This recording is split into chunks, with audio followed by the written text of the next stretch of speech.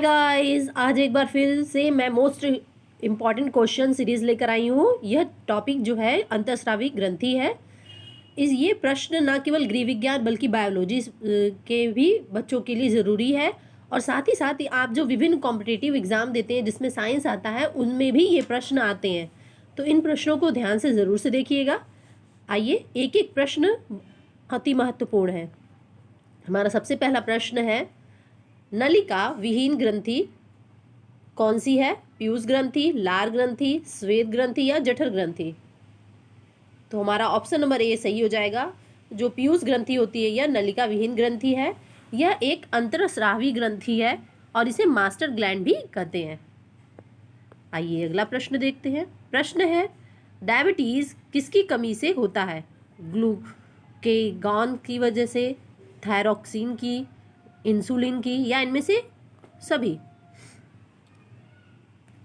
तो हमारा option number C यहाँ पे सही हो जाएगा। इंसुलिन की कमी से डायबिटीज होता है। यह अग्नाशय के बीटा सेल से स्रावित होता है। आइए अगला प्रश्न देखते हैं। प्रश्न है, बाल्यावस्था में किस हार्मोन्स की कमी से व्यक्ति नाटा रह जाता है? इंसुलिन, वेसोप्रोसिन, ग्रोथ हार्मोन या यह सभी? तो यहाँ पे हमारा ऑप्शन नंबर सी सही हो जाएगा। ग्रोथ हार्मोन की कमी से बाल्यावस्था में व्यक्ति नाटा रह जाता है। यह पीयूष ग्रंथि के अग्रभाग से स्रावित होता है, जो ग्रोथ हार्मोन्स होता है। आइए अगला प्रश्न देखते हैं। बीएमआर को नियंत्रित करने वाला हार्मोन है एड्रिनलिन, एंड्रोजन, थायरॉक्सिन, इंसुलिन? कौन सा ऑप्शन सही होगा?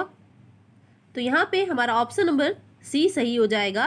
थायरॉक्सिन जो होता है वो बीएमआर को नियंत्रित करने वाला हार्मोन्स है।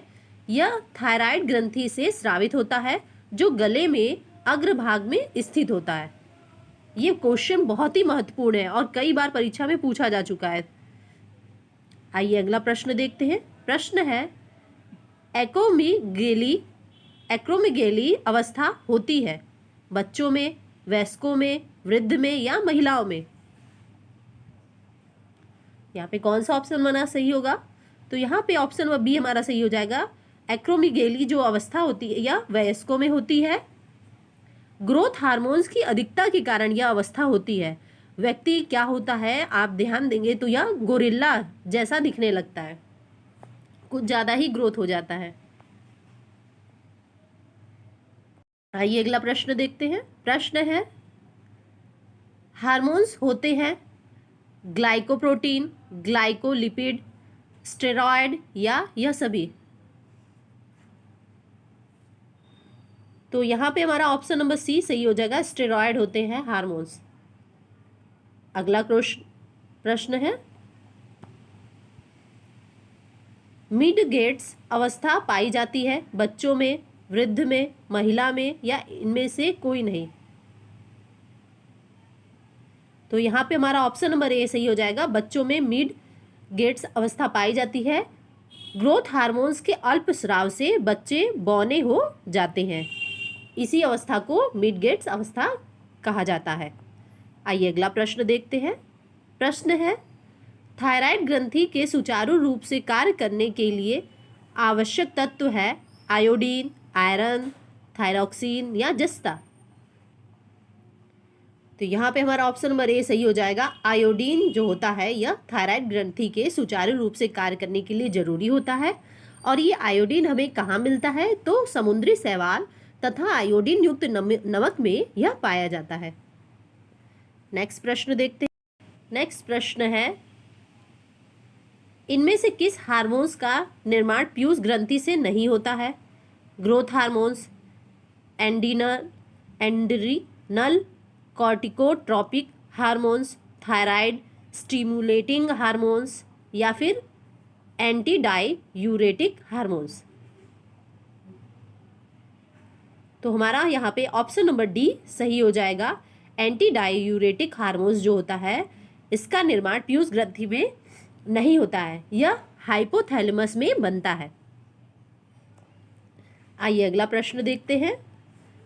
सारे प्रश्न हमारे अति महत्वपूर्ण हैं, इसीलिए वीडियो को अंत तक ज़रूर से देखिएगा। और आपके कितने प्रश्न सही हुए हमें कमेंट करके ज़रूर से बताइएगा। प्रोलैक्टिन हार्मोन स्रावित होता है कार्पल लुटियम से, एड्रिनल ग्रंथि से, पीयूष ग्रंथि से या थायराइड ग्रंथि से। कौन सा ऑप्शन सही होगा? तो यहाँ पे ऑप्शन नंबर सी हमारा सही हो जाएगा, पीयूष ग्रंथि से स्रावित होता है। आइए अगला प्रश्न देखते हैं। प्रश्न है, लव हार्मोन्स कहते हैं ऑक्सीटोसिन को, वैसोप्रोसिन को, इंसुलिन को या एड्रिनलिन को। तो हमारा ऑप्शन नंबर ए सही हो जाएगा, ऑक्सीटोसिन को लव हार्मोन्स कहते हैं।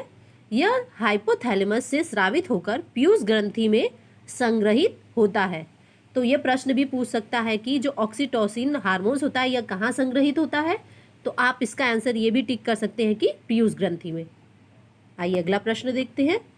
प्रश्न है, अग्नाशय है एक बहिस्रावी ग्रंथि, अंतःस्रावी ग्रंथि, मिश्रित ग्रंथि या इनमें से कोई नहीं। कौन सा ऑप्शन सही होगा? तो यहाँ पे हमारा ऑप्शन नंबर सी सही हो जाएगा।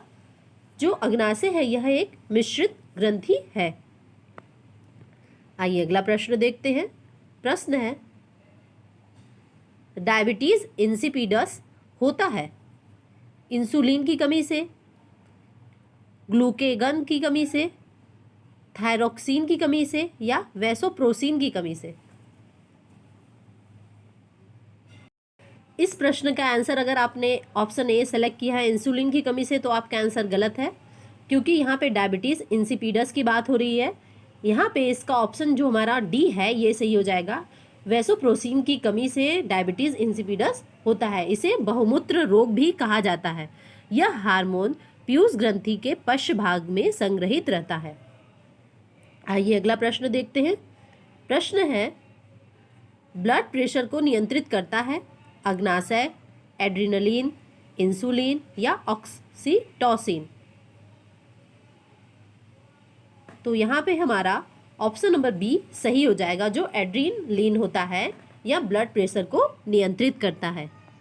आइए अगला प्रश्न देखते हैं। प्रश्न है, हड्डियों की ग्रोथ को प्रभावित करने वाला हार्मोन है एड्रिनलिन, थायरोक्सिन, प्रोलैक्टिन, जिब्रेलिन। कौन सा ऑप्शन सही हो जाएगा? तो यहाँ पे हमारा ऑप्शन नंबर बी सही हो जाएगा। जो थायरोक्सिन होता है यह हड्डियों की ग्रोथ को प्रभावित करने वाला हार्मोन्स है। यह थायराइड ग्रंथि से स्रावित होता है। आइए अगला प्रश्न देखते हैं। प्रश्न है, एंड्रोजन है स्त्री हार्मोन्स, पुरुष हार्मोन्स, दोनों या इनमें से कोई नहीं। तो यहाँ पे हमारा ऑप्शन नंबर सी सही हो जाएगा। ये दोनों है, यानी स्त्री हार्मोन्स भी है साथ ही पुरुष हार्मोन्स भी है। यह टेस्टीज और ओवरी दोनों से स्रावित होता है।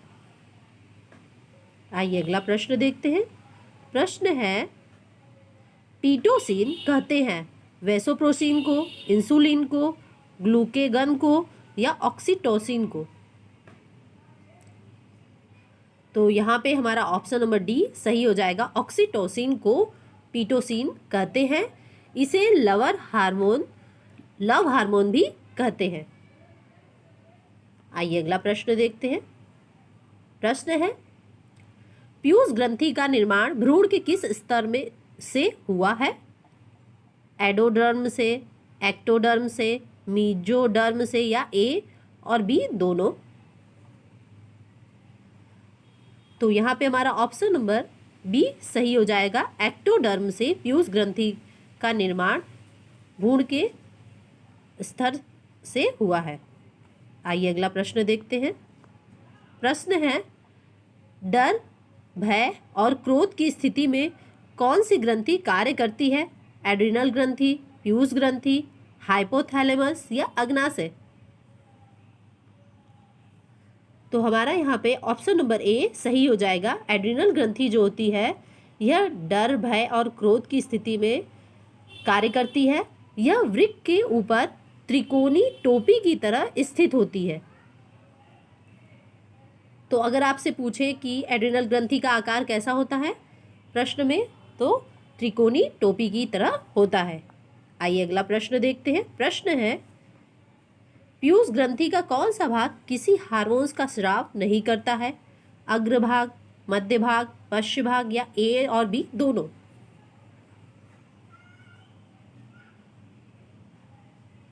तो यहाँ पे हमारा ऑप्शन नंबर सी सही हो जाएगा। जो पश्च भाग होता है यह पीयूष ग्रंथि का या किसी भी हार्मोन्स का स्राव नहीं करता।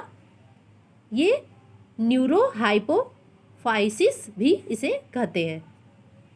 तो आपको वीडियो हमारा कैसा लगा और आपके कितने प्रश्न इस सीरीज़ में सही हुए हमें कमेंट करके ज़रूर से बताइएगा।